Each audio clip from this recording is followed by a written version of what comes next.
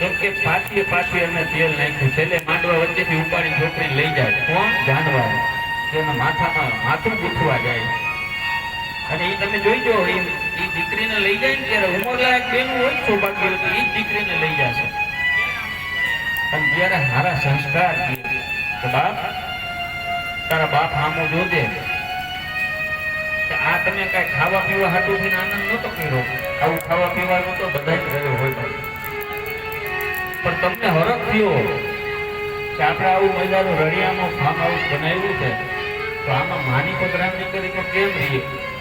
અને સવારે અમારા જે કીધું કે તમારા ગઈઢાના જાજા ફોન હોય થાય તો જ તમને આવો સારો વિચાર આવે. નકર કેટલું સવારે પ્રોબ્લેમ હતો, પણ જણ બધા એક પગે ઉભા રહે, બૈરાઓ પોતપોતાની રીતે બિચારા બગડિયા રાખીને તબડકા રાખીને આપણો યજ્ઞશાળા બચાવવા માટે આમાં પાણી ન પડે, માતાજીનું થાપણ બંધાય નહીં. હવે માતાજીને આપણે રજા નથી દેવી, પણ યજ્ઞ તો પૂરો કરવો ને.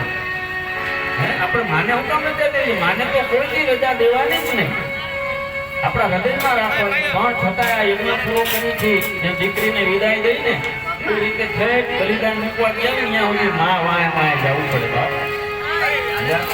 કારણ કે એ તો જગતની માં છે, અને જગત આખું એના દીકરા સ્વરૂપે એના બધા એને કામ કરવાનું હોય. એટલા માટે આ મહારાજ મંત્ર પુષ્પાંજલિ તમને અર્પણ કરાવે છે કે હે મારી, આ અમારો પરિવાર, આ મારી વાડીના અમારા જે કાંઈ નાયકના, જે કાંઈ નાના મોટા ઉંમરલાયક વડીલો, એને બધાના મહામારીથી દસે દિશામાં જાય મારી, અમારું રક્ષણ કરજે એવા ભાવથી આ છેલ્લે મંત્ર પુષ્પાંજલિ મહારાજ તમને અર્પણ કરાવે છે. ચરણ કમલે મંત્ર પુષ્પાંજલિ.